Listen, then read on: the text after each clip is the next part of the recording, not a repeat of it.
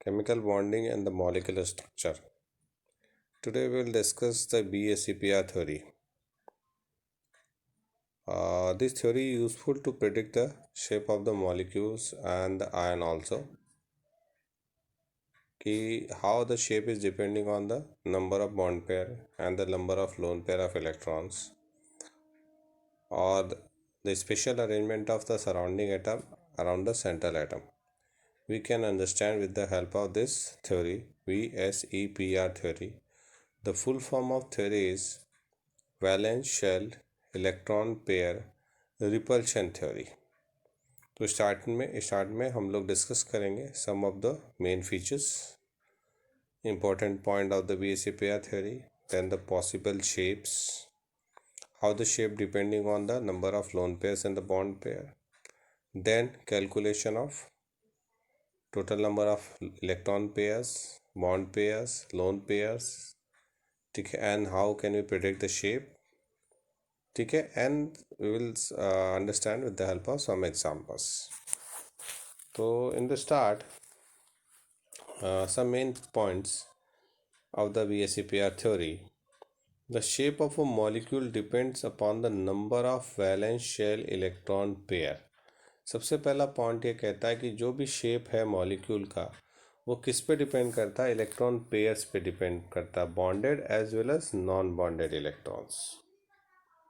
Second point ये कहता है कि the pair of electron in the valence shell repel one another since their electron clouds are negatively charge. जो electrons pair है, चाहे वो बॉन्डेड पेयर ऑफ इलेक्ट्रॉन हो और non bonded pair of electron हो, they are repelling to each other. क्योंकि वो कैसे है, इलेक्ट्रॉन क्लाउड है, दे आर नेगेटिवली चार्ज, और वी नो डैट कि same charges always repel to each other. This pair of electrons tend to occupy such a position in space that minimize repulsion and thus maximize distance between them. अब वो कहते हैं कि हमें यहाँ पे special arrangement क्यों मिलता है, क्योंकि हर पेयर ऑफ इलेक्ट्रॉन एक दूसरे को क्या कर रहा है, रिपेल कर रहा है. तो रिपेल्शन के कारण वो ऐसे अरेंजमेंट को एक्वायर करता है जहाँ पे उनके बीच में डिस्टेंस मैक्सिमम हो, और जब डिस्टेंस मैक्सिमम होगा तो रिपल्शन क्या होगा, कम से कम होगा. ठीक है. Next point, the valence shell is taken as a pair with the electron pair localizing on the spherical surface at maximum distance from another. तो वो कहते हैं कि फिर इस तरीके से लोकलाइज हो रहा है स्फेरिकल सरफेस में अराउंड द सेंट्रल एटम, और ताकि उनमें क्या हो, मैक्सिमम डिस्टेंस हो और मिनिमम क्या हो, रिपल्शन हो. नेक्स्ट पोस्टुलेट कहता है कि multiple bond is treated as if it is single electron pair and the 2 or 3 electron pair of a multiple bond are treated as a single super pair. ये BACPR का एक और point है. उन्होंने कहा कि जितने भी मल्टीपल बॉन्ड है उसको उन्होंने कंसीडर किया as a single electron pair, and 2 और 3 इलेक्ट्रॉन पेयर जो भी हमारे पास यानी डबल बॉन्ड है या ट्रिपल बॉन्ड है उसको कंसीडर करते हैं as a super electron pair. उसको उन्होंने एज अ सिंगल बॉन्ड ही कंसीडर किया. इससे तो ठीक है. उसके बाद है कि 2 और मोर रेजोनेंस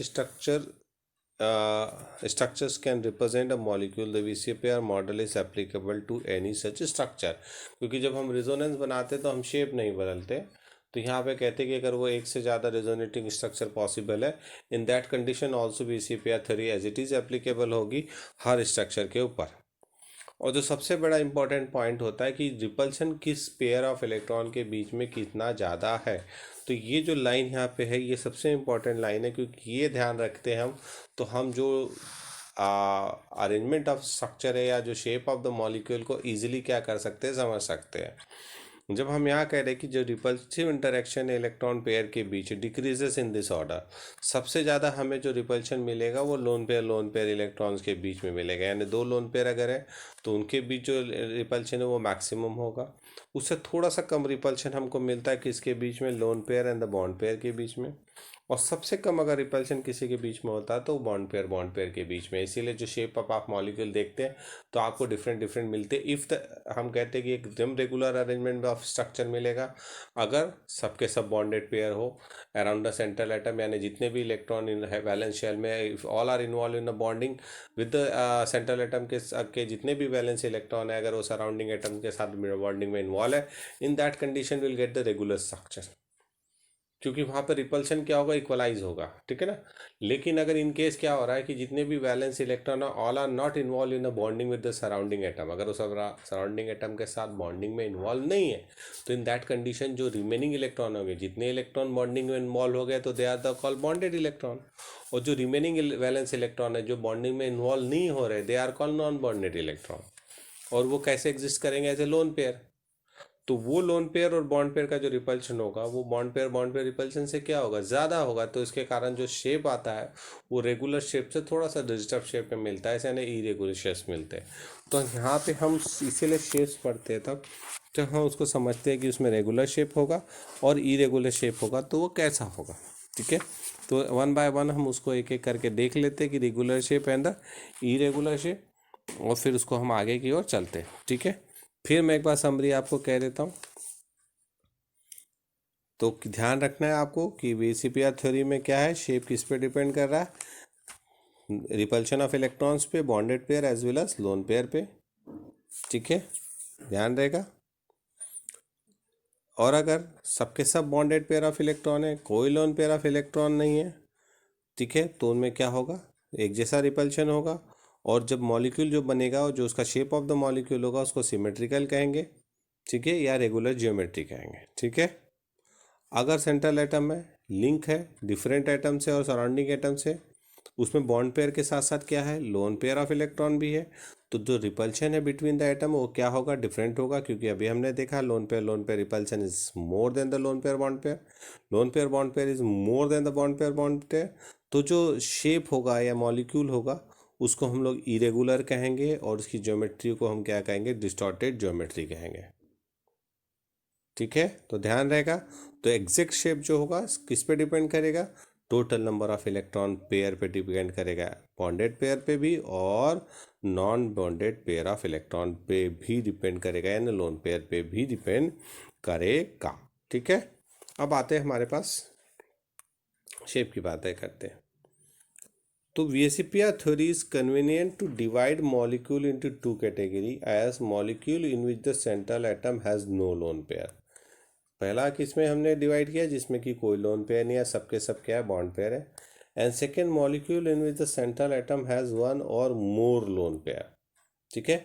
अब ये दो तरीके के कंपाउंड या स्ट्रक्चर या मॉलिक्यूल आपको देखने हैं। सबसे पहले अब चलते हैं हम, पहला ये हमने पूरे एनसीईआरटी है, geometry of the molecule in which the central atom has no lone pair. अब यहाँ पे हमने ऐसे शेप लिए जिसमें कोई भी लोन पेयर प्रेजेंट नहीं है। अगर अब हम इसको गौर से देखें, ठीक है, अब इसको हम अगर गौर से देखना शुरू करें, ये हमारे पास शेप है, ठीक है। अब क्या है, ये यहाँ पे जो लिखे ये इलेक्ट्रॉन पेयर है, और हमने क्या क्या कहा कि इनमें कोई भी लोन पेयर नहीं है, यानी सबके सब ये जो शो कर रहा है ये कौन से शो कर रहा है, ये बॉन्ड पेयर शो कर रहा है। कौन से शो कर रहा है ये, only bond pair, there is no lone pair, ठीक है।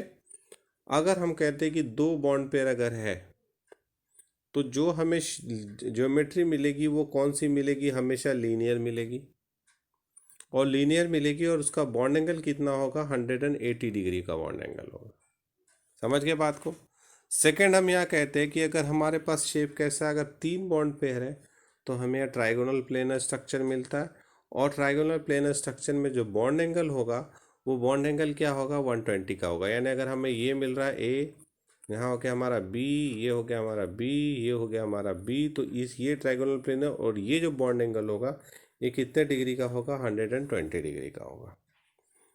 क्लियर। उसके बाद अगर हम थर्ड चीज देखते हैं यहाँ पे,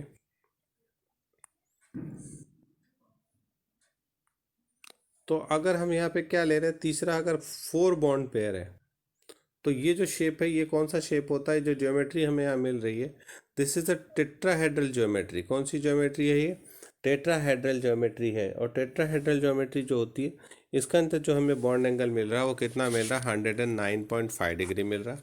इसका एग्जांपल हमारे पास यहाँ CH4 एंड NH4 1 पॉजिटिव है। ठीक है, अगर हम इसको बनाएं तो मॉलिक्यूल की देखना है, अगर हमको अरेंजमेंट ऑफ पार्टिकल में अगर हम चल रहे हैं, अगर हम इस स्ट्रक्चर को बनाते, एग्जांपल हमारे पास CH4 है तो ये C हो जाएगा, यहाँ हमारे पास एक बॉन्ड H, ठीक है, फिर ये हमारा बन जाएगा H, फिर ये H और ये बन जाएगा आपका H। तो ये हमारे पास हो गए टेट्राहेड्रल ज्योमेट्री। यहाँ पे जो हमारे पास एंगल बन रहा है वो कितना हो जाएगा, 109.28 डिग्री और या 109.5 डिग्री का बॉन्ड एंगल हमें यहाँ नज़र आता है टेट्राहेड्रल स्ट्रक्चर के अंदर। ठीक है, अब हमारे पास क्या है, चौथा स्ट्रक्चर नेक्स्ट क्या है हमारे पास, ये हम देख रहे हैं इसको। तो यहाँ पे अगर हमारे पास टोटल पेयर बॉन्ड पेयर कितने 5 है, हमारा जो 5 पेयर है तो 1, ये देखो 2 3 4 and this one is the 5। तो 5 बॉन्ड पेयर्स है जो बी भी लिखा गया 1 2 3 4 5 and this is a trigonal bi pyramidal structure. कैसा स्ट्रक्चर है ये, ट्राइगोनल बाई पिरामिडल स्ट्रक्चर है। ठीक है, उसको आप बना के देखना चाहे तो आप बिल्कुल इसको बना के देख सकते हैं कि हम यहाँ पे इसको बना के देखते हैं। देखो ये हमारे पास क्या है, ये है P, तो ये एक बॉन्ड यहाँ बनेगा, एक ये बनेगा 2, ये 3, ये 4 और एक ये बनेगा 5। तो ये हो जाएगा PCl5 हमने बना दिया, ये PCl5। ठीक है, तो ये 5 बॉन्ड्स बनेंगे यहाँ पे।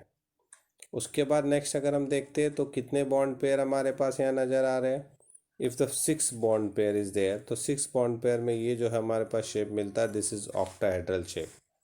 देखने में आपको बड़ा वो लग रहा होगा, देखो ये ए बनाना आसान है, एक ऊपर 1 2 3 4 5 एंड 6, तो ये आपका बन गया टेट्राहेड्रल। अगर हम इसको कंबाइन कर दें तो ये देखो 1 2 3 4, फिर इसको इससे जोड़ दो, इसको इससे जोड़ दो, इसको इससे जोड़ो, इसको इससे जोड़ो, इसको यहाँ जोड़ो, इसको यहाँ जोड़ो, ये कंबाइन किया, ये कंबाइन किया, ये हमारा ऑक्टाहेड्रल शेप बन गया। ठीक है, तो ये हमारा ऑक्टाहेड्रल शेप यहाँ प्रिपेयर हो रहा है। बॉन्ड एंगल हमें कितना मिल रहा है, 90 डिग्री का मिल रहा है। तो they are the regular shapes. कब रेगुलर शेप है, जब हमारे पास क्या है, सब बॉन्ड पेयर है, 2 bond pair, 3 bond pair, 4 bond pair, 5 bond pair and the 6 bond pair. Second देखिए, shape of some simple molecule ion with central atom having 1 और more lone pair of electron. वो अभी जो हमने शेप की बात की वो रेगुलर ज्योमेट्री थी, because all are bond pair electrons. But in case if the lone pair of electron also present along with the bond pair, तब जो शेप होगा उसमें कहाँ चेंजेस आएंगे, तो उसको यहाँ पे हम समझते हैं एक एक करके। अब यहाँ पे देखिए, तो हमारा सबसे पहला non bonding pair of electron है। ठीक है, अब हमने यहाँ पे लिया तो number of bonding pair 2, number of lone pair 1। पहला देखो AB2E टाइप का होगा, टोटल पेयर यहाँ पे 3 आ रहे हैं हमारे पास, टोटल पेयर ऑफ इलेक्ट्रॉन कितने 3। अभी हमने देखा कि अगर 3 पेयर ऑफ इलेक्ट्रॉन है तो वहाँ पे ट्राइगोनल प्लेनर स्ट्रक्चर होता है अरेंजमेंट जो इलेक्ट्रॉन का। लेकिन क्योंकि 2 ही सराउंडिंग एटम है तो एक हमारे पास यहाँ लोन पेयर होगा। अब हमने क्या कहा था पहले कि अगर ये जो रिपल्शन है बॉन्ड पेयर रिपल्शन है, और ये जो रिपल्शन होगा वो कैसा होगा, लोन पेयर बॉन्ड पेयर। तो ये जो रिपल्शन यहाँ जो रिपल्शन लग रहा है, इसका रिपल्शन इस पे और इसका रिपल्शन इस पे, ये क्या होगा, इन बी रिपल्शन से क्या होगा, ज़्यादा स्ट्रांग होगा, क्योंकि loan pair bond pair is stronger than the bond pair. तो इसी के कारण शेप थोड़ा सा क्या होगा, सिकुड़ जाएगा and will get the Ben shape. ठीक है, कैसा शेप मिलेगा, बेन शेप। एग्जाम्पल हमारे पास यहाँ पे दिए है SO2 एंड O3, ये हमारे एग्जाम्पल है। फिर नेक्स्ट देखो उसको, नेक्स्ट हमारे पास यहाँ पे क्या आ गया, दूसरा है AB3E। अगर हमारे पास 3 बॉन्ड पेयर है और 1 लोन पेयर है, तो अभी हमने कहा था कि टोटल पेयर जब 4 होते हैं तो हमारा स्ट्रक्चर क्या था, ये और ये टेट्राहेड्रल स्ट्रक्चर था। अब हमें यहाँ कम सराउंडिंग एटम मिल रहा है, यहाँ सराउंडिंग एटम, यहाँ सराउंडिंग एटम। यहाँ पे वो कहते हैं कि इन तीनों के बीच में जो रिपल्शन है ये बॉन्ड पेयर रिपल्शन है, लेकिन ये जो रिपल्शन है ये लोन पेयर रिपल्शन है। और फिर ये लोन पेयर बॉन्ड पेयर से क्या है, ज़्यादा, इसके कारण यह बॉन्ड एंगल क्या होगा, थोड़ा सा कम हो जाएगा in comparison to this bond angle. समझ गए बात को। तो इसीलिए ये जो शेप हमको यहाँ मिल रहा है ट्राइगोनल पिरामिडल शेप मिलेगा, ना कि टेट्राहेड्रल मिलेगा। एग्जाम्पल यहाँ पे अमोनिया है हमारे पास, और this is the best example H, ये हो गया आपका H, और यहाँ पे आपको क्या मिलेगा, लोन पेयर। ठीक है। नेक्स्ट एग्जाम्पल अगर हम देखें तो हमारे पास नेक्स्ट एग्जाम्पल जो है वो क्या है, ये है। अब अगर हम नेक्स्ट एग्जाम्पल को देखें तो 2 bond pair and 2 lone pair, ये कौन सा एग्जाम्पल है हमारे पास, AB2E2 टाइप, है ना। अब इसमें 2 बॉन्ड 2 लोन पेयर, तो ये बॉन्ड पेयर, क्योंकि टोटल पेयर तो 4 है, अरेंजमेंट तो टेट्राहेड्रल ही होगा ज्योमेट्री, बट शेप हमें यहाँ पे बेंड मिलेगा, क्योंकि यहाँ ये रिपल्शन और ये रिपल्शन, लोन पेयर रिपल्शन, ये लोन पेयर हो गया, और ये वाला रिपल्शन क्या हो गया, लोन पेयर बॉन्ड पेयर, ये फिर बॉन्ड पेयर से क्या होगा, ज़्यादा होगा, तो और क्या होगा, बॉन्ड एंगल घट जाएगा। तो अगर हम यही बॉन्ड एंगल हार्मोनिया में देखते तो हमको 107 मिलता है, अटर में देखते तो 104.5 डिग्री मिलता है, क्योंकि बॉन्ड एंगल कम हो रहा due to strong lone pair and lone pair bond pair repulsion के कारण। उसके बाद आइए नेक्स्ट एग्जांपल में आइए। अगर हमारे पास यहाँ पे कौन सा स्ट्रक्चर देख रहे हैं हम लोग, ये स्ट्रक्चर हमारे पास है AB4, कौन सा स्ट्रक्चर है हमारे पास, AB4E। अब AB4E का मतलब क्या हो रहा है कि AB4E का मतलब लोन पेयर, तो 1 lone pair 4 bond pair, total pair 5 है, तो ज्योमेट्री हमारे पास तो क्या है, ट्राइगोनल बाइपिरामिडल है, लेकिन ट्राइगोनल बाइपिरामिडल में एक पोजीशन पे लोन पेयर आ गया, तो यहाँ पे जो हमें शेप मिलता है सीसॉ मिलता है। आप देखो सीसॉ दिख रहा है, ये 2 पैर हो गए उसके, और यहाँ पे आप बैठ के झूल सकते हो, है ना। तो ये हमारा एग्जाम्पल है SF4। फिर नेक्स्ट है अगर 3 बॉन्ड पेयर 2 लोन पेयर है, ज्योमेट्री तो ट्राइगोनल बाइपिरामिडल ही होगी, लेकिन यहाँ पे 2 पे हमें लोन पेयर मिलेंगे, यहाँ बॉन्ड पेयर मिलेंगे, और इस शेप को अगर गौर से देखें तो this is the T shape. Example is CLF3। In the same way, if you see more examples, now AB5E और ये है हमारे पास AB4E2, in both the cases total pair are 6, but यहाँ देखो तो 5 बॉन्ड पेयर 1 लोन पेयर है, यहाँ पे 4 बॉन्ड पेयर 2 लोन पेयर है ना। तो अगर यहाँ 5 बॉन्ड पेयर और 1 लोन पेयर है, तो ये देखो हमारे पास ज्योमेट्री 6 के लिए तो क्या थी, ऑक्टाहेड्रल थी, ठीक है नहीं। अब ऑक्टाहेड्रल में से एक लोन पेयर आ गया, तो ये लोन पेयर हमने यहाँ लगा दिया। अब इस रोल पेयर के कारण ये शेप क्या होगा, बिगड़ जाएगा। अगर हम इसको हटा दें तो देखो ये कैसे दिख रहा है, ये स्क्वायर हो गया, ये स्क्वायर, और ये एक बन गया पिरामिड, तो इसको हम क्या कहते हैं, स्क्वायर पिरामिडल शेप। एग्जाम्पल हमारे पास क्या है, BRF5। नेक्स्ट हमारे पास है AB4E2 type, 2 loan pair and 4 bond pair, ये वो लोन पेयर ये लोन पेयर। तो आप इसको देखो तो this is the square planar structure, तो एक स्क्वायर प्लेनर स्ट्रक्चर है। एग्जाम्पल हमारे पास क्या है, XGF4 है। तो ये हमारे पास कुछ कॉमन स्ट्रक्चर्स है, ठीक है, जो हम देख रहे हैं। उसके अलावा कुछ हमारे पास और है जो शेप ऑफ द मॉलिक्यूल है, इसको भी समझ लेते हैं, ठीक है। अब अगर हम इसको देखें तो ये हमने लिया AB2E टाइप में 4 नंबर ऑफ बॉन्डिंग पेयर कितने हैं हमारे पास, यहाँ 4 है, और लोन पेयर यहाँ पे क्या है, 1 है, ठीक है ना। अब ये इसलिए कह रहे हैं कि शेप ऑफ द मॉलिक्यूल यहाँ पे है containing bond pair and the lone pair, और इसमें हमने जो यहाँ एग्जाम्पल लिया इसमें डबल बॉन्ड लगा है यहाँ पे एक एग्जाम्पल के अंदर। अब इसमें अगर थ्योरेटिकली शेप को देखो, तो अगर हम थ्योरेटिकली देखें तो ट्रायंगुलर प्लेनर स्ट्रक्चर होना चाहिए, क्योंकि यहाँ हमारे पास AB2E है, 2 ये है और एक लोन पेयर दिखा रहा है, तो ये ट्रायंगुलर प्लेनर स्ट्रक्चर होना चाहिए, बट ये V शेप होता है, ठीक है। और ये कौन सा शेप मिल रहा है हमको, V शेप मिल रहा है, ध्यान रहेगा। तो ये हमारे पास है, इसका बॉन्ड एंगल देखो 120 से थोड़ा सा कम मिलता है ड्यू टू रिपल्शन। अमोनिया का स्ट्रक्चर हमने ऑलरेडी पढ़ लिया, पिरामिडल शेप है हमारे पास, ये एग्जांपल हमने ऑलरेडी पढ़ लिया। अमोनिया है हमारे पास 3 बॉन्ड पेयर 1 लोन पेयर, ये नए हाइड्रोजन मैंने अभी बना के दिखाया था। बॉन्ड एंगल 107 क्यों आ रहा है, क्योंकि ये जो रिपल्शन होगा loan pair bond pair repulsion, bond pair repulsion से ज़्यादा है, इसलिए बॉन्ड एंगल जो होता है वो 109 डिग्री 28 मिनट से थोड़ा सा घट के 107 डिग्री पे आ जाता है। और ये क्वेश्चन अगर आपसे पूछा जाता तो ध्यान रखना, why it is become, because यहाँ पे लोन पेयर रिपल्शन जो है is more than the lone pair bond pair repulsion. और उसके कारण जो बॉन्ड एंगल है वो डिक्रीज करता है 109.5 से या 28 से कहाँ पे 107 पे रिड्यूस कर जाता है। क्लियर? ठीक है, many more examples are here. और भी बहुत सारे एग्जाम्पल है हमारे पास। ClF3 का टी शेप है, जो ClF3 का टी शेप बना हुआ है, देखो अब ये है हमारे पास है टी शेप, किसका है? ClF3 का है टी शेप, ये दिख रहा है, क्योंकि यहाँ पे भी वही बात है कि जो लोन पेयर प्रेजेंट है इक्वेटोरियल पोजीशन पे, ठीक है, उस पर लेस लोन पेयर बॉन्ड पे रिपल्शन होगा as compared to the other. So वहाँ पे आपको टी शेप नज़र आ रहा है। तो ये टी शेप्स हमारे पास बने हुए हैं। तो ये ClF3 का स्ट्रक्चर है। अब हम यहाँ पे चले अगले इसमें। तो एक और चीज़ होती है कि अब हमें पता कैसे चलेगा कि how many bond pairs and lone pair present in a given compound. फार्मूले बहुत अलग अलग है, उसमें से एक फार्मूला हम लोग पढ़ते हैं जो ट्रिक कहते हैं, जिसको हम लोग trick to identify the shape of the molecule या calculation of the total number of electron pairs.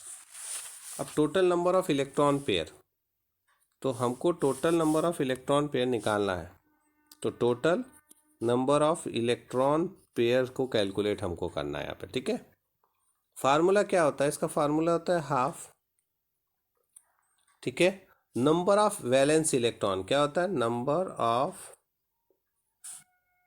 Valence electron किसके? Of central atom, central atom के नंबर ऑफ वैलेंस इलेक्ट्रॉन, ठीक है, plus number of surrounding atom, यानी जो कि bonded atom जो directly single bond से उससे जुड़े हुए, ठीक है, ब्रैकेट क्लोज। ये total number of electron pair around the central atom निकालने का तरीका है, ठीक है। उसके अलावा अगर इस पे पॉजिटिव चार्ज होता या नेगेटिव चार्ज होता, ठीक है, अगर इसी फार्मूले में ध्यान रखो, एक तो ये तरीका, अगर कोई भी नेगेटिव या पॉजिटिव चार्ज प्रेजेंट नहीं है तो हम डायरेक्टली इस फार्मूले से निकाल लेंगे कि कितने बॉन्ड पेयर होंगे और कितने प्रेजेंट है या लोन पेयर होंगे। इससे हम डायरेक्टली निकाल सकते हैं अगर वो कैसा है, मॉलिक्यूल है। अगर ये आयन होता, अगर ये कैसा होता, आयन होता, तो यही फार्मूला हो जाता, ये हो जाता half number of valence electron of central atom plus number of surrounding atom. अगर नेगेटिव चार्ज आता, नेगेटिव चार्ज, क्योंकि नेगेटिव चार्ज का मतलब होता है एडिशन ऑफ इलेक्ट्रॉन, तो जितने नंबर होंगे उतना नेगेटिव चार्ज को हम यहाँ क्या करेंगे, ऐड कर देंगे। और अगर उस पर पॉजिटिव चार्ज होता तो ऑब्वियसली उसको हम क्या करते, क्योंकि पॉजिटिव चार्ज का मतलब क्या होता है, निकलना, इलेक्ट्रॉन बाहर होते हैं तो माइनस कर देंगे पॉजिटिव चार्ज को। तो ये हमारा फार्मूला होता है ब्रैकेट क्लोज। तो दो फार्मूले हैं, ये मॉलिक्यूल्स के लिए और ये फॉर द आयन के लिए, and by which we can calculate the number of pair of electrons, total number of pair of electrons, ठीक है, the electron pair around the central atom after bonding. अब उसमें हम कैसे निकालेंगे कितने बॉन्ड पेयर है, कितने लोन पेयर है। इससे तो हमने निकाल लिया total number of electron pair, ठीक है। अब अगर हम total number of electron pair calculate कर लेते हैं तो दूसरा हम क्या करेंगे, नंबर ऑफ बॉन्ड पेयर निकालेंगे, नंबर ऑफ बॉन्ड पेयर। अब नंबर ऑफ बॉन्ड पेयर निकालने के लिए यानी शेड पेयर के लिए क्या करेंगे, तो ये इक्वल होता है हमेशा सराउंडिंग एटम के, जितने भी इन एटम लिंक्ड है सेंट्रल एटम से उसके इक्वल होता है। और नेक्स्ट हम चीज़ें निकालते हैं वो होता है क्या, नंबर ऑफ लोन पेयर। तो नंबर ऑफ लोन पेयर हमेशा किसके इक्वल होगा, total number of electron pair minus number of surrounding atom या शेयर्ड पेयर, ठीक है। इसके क्या होगा, शेयर्ड पेयर, पूरा नहीं लिखा मैंने, SHAR, ठीक है, ED शेयर्ड पेयर। तो ये शेयर्ड पेयर को हम क्या करेंगे, टोटल नंबर ऑफ पेयर में से माइनस करेंगे तो हमको total number of lone pair यहाँ पे क्या होंगे, मिल जाएंगे, ठीक है। अब हम कुछ एग्जाम्पल समझते हैं। सबसे पहले हमने यहाँ पे क्या लिया, सबसे सिंपल हम यहाँ पे ले रहे, कुछ भी ले ले रहे, हमने यहाँ पे ले लिया CH4, ठीक है। अब हमें टोटल पेयर निकालने हैं, टोटल पेयर ऑफ इलेक्ट्रॉन निकालने हैं। तो हमारा वैलेंस इलेक्ट्रॉन कितने होते हैं कार्बन के, 4 होते, यहाँ सराउंडिंग एटम कितने हैं हमारे पास, 4 है। तो इसका मतलब बॉन्ड पेयर हमारे पास कितने होंगे, 4 होंगे, क्योंकि 4 सराउंडिंग एटम और बॉन्ड पेयर इक्वल होते हैं। ठीक है, अब टोटल पेयर हमको निकालना है। तो टोटल पेयर ऑफ इलेक्ट्रॉन का फार्मूला क्या आता था, वह half into valence electron plus surrounding atom. तो 4 + 4 8 डिवाइडेड बाई 2, तो कितना आ गया, टोटल पेयर कितना आ गया, 4 आ गए। समझ में आ गया, टोटल पेयर 4 है और जितने सराउंडिंग एटम उतने बॉन्ड पेयर होंगे, तो बॉन्ड पेयर भी 4, टोटल पेयर भी 4। इसका मतलब लोन पेयर क्या था, total pair minus bond pair. तो यहाँ लोन पेयर क्या है, 0 होगा। टोटल पेयर क्या है, 4 है। जब टोटल पेयर 4 है तो अब पीछे जाके देखो कि टोटल पेयर 4 होने पे हमारे पास शेप क्या था, ये था हमारे पास शेप। टोटल पेयर 4 होने पे कितना शेप था, टेट्राहेड्रल था। तो CH4 का शेप क्या हो जाएगा, टेट्राहेड्रल हो जाएगा। समझ गए बात को। तो ये हमारे पास शेप होगा। कुछ और निकालते एग्जाम्पल, है ना। जैसे अभी हमने यहाँ पे कुछ एग्जाम्पल निकाला, हमने ले लिया CaLF3। अब CaLF3 का मैं कह रहे कि बताइए इसमें QC पेयर के हिसाब से क्या होगा शेप। तो आप पहले निकालो टोटल पेयर। अब हमको पता है कि Cl का जो है वैलेंस इलेक्ट्रॉन 7 होता है।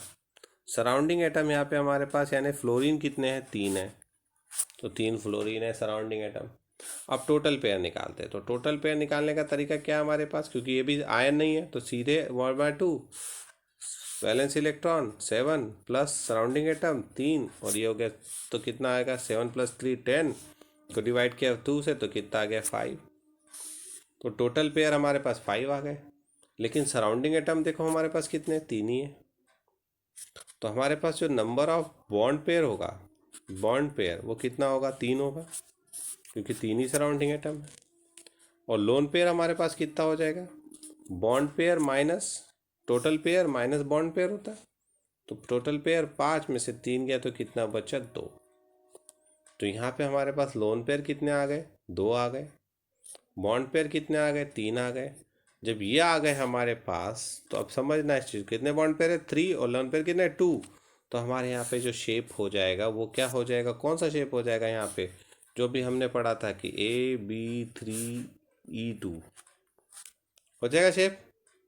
और जब ये शेप था तो 3 बॉन्ड पेयर 2 लोन पेयर, इसका मतलब CaLF3 का कैसा शेप होगा, टी शेप होगा। कैसा शेप होगा, टी शेप। और ये हमको टी शेप देगा।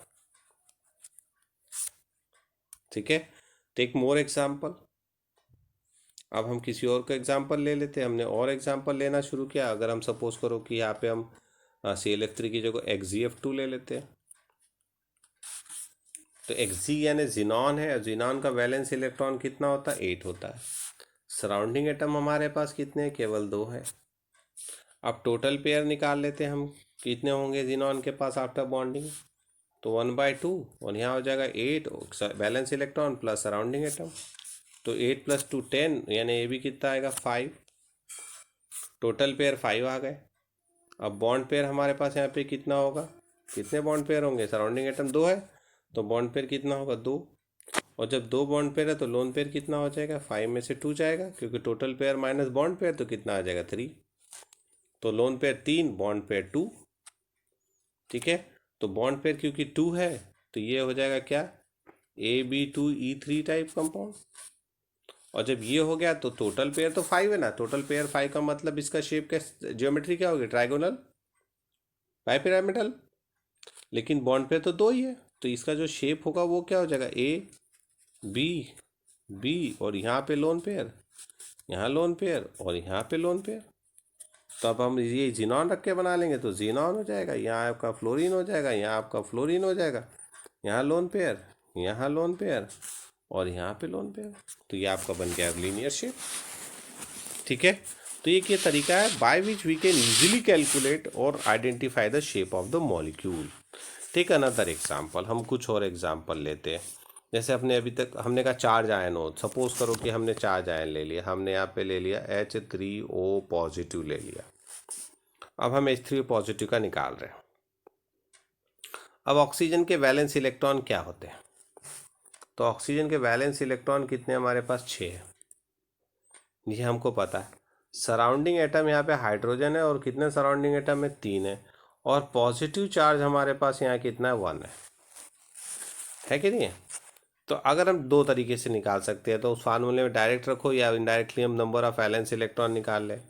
तो नंबर ऑफ वैलेंस इलेक्ट्रॉन कितना हो जाएगा हमारे पास, वो हो जाएगा कितना, वैलेंस इलेक्ट्रॉन माइनस +1 चार्ज, तो 6 में से 1 गया तो कितना बचा, 5। तो अब वैलेंस इलेक्ट्रॉन 5 हो गए, तो अब हम फार्मूले में रख देंगे। तो टोटल पेयर इलेक्ट्रॉन कितना हो जाएगा, टोटल पेयर इलेक्ट्रॉन हो जाएगा valence electron 5 plus surrounding atom 3, और इसको डिवाइड कर देंगे किससे, 2 से, तो कितना आ जाएगा, 4। इसका मतलब ये शेप कौन सा देगा, ये कौन सा देगा, टेट्राहेड्रल ज्योमेट्री देगा। लेकिन टेट्राहेड्रल ज्योमेट्री में एक 3 ही बॉन्ड पेयर है, तो यहाँ पे हमारे पास कितना हो जाएगा, H3 पॉजिटिव के लिए बॉन्ड पेयर कितने हो जाएंगे, 3, लोन पेयर कितने हो जाएंगे, 1। तो हमारे पास जो शेप कैसा मिल जाएगा इसका, ट्राइगोनल पिरामिडल शेप मिल जाएगा। ये O हो जाएगा, ये H, ये H, ये H, और यहाँ में लोन पेयर मिल जाएगा। या फिर हम डायरेक्टली निकाल सकते हैं, डायरेक्टली निकालना है तो total pair 1/2, valence electron 6 plus surrounding atom कितने थे, 3 प्लस, सॉरी प्लस नहीं माइनस, क्योंकि 1 चार्ज था तो 1, तो कितना आ गया, 6 + 3 9, -1 8, 8 में 2 गया तो 4, तो ये हमारे पास 4 आ गया। तो आप दोनों तरीके से निकाल सकते हैं। कुछ और एग्जांपल लेते हैं हम, जैसे अगर हम यहाँ पे ले लें NH4 1 पॉजिटिव चार्ज, नाइट्रोजन का वैलेंस इलेक्ट्रॉन कितना होता है, 7 होता है कि 5 होता है, ठीक है। तो हमारे पास नाइट्रोजन है और नाइट्रोजन के साथ हम निकालना शुरू कर रहे हैं, तो नाइट्रोजन का वैलेंस इलेक्ट्रॉन हमारे पास कितना होता है, 5 होता है। अब जब नाइट्रोजन का वैलेंस इलेक्ट्रॉन 5 है, तो हम यहाँ पे क्या करेंगे, 1/2 सराउंड, सॉरी 1/2 कह रहा हूँ, वापस आते हैं, NH4 पॉजिटिव है हमारे पास, नाइट्रोजन का वैलेंस इलेक्ट्रॉन कितना होता है, 5 होता है। अब नाइट्रोजन का वैलेंस इलेक्ट्रॉन 5 है हमारे पास, सराउंडिंग एटम हमारे पास कितने हैं, 4 है, और पॉजिटिव चार्ज हमारे पास कितना है, 1 है, ठीक है।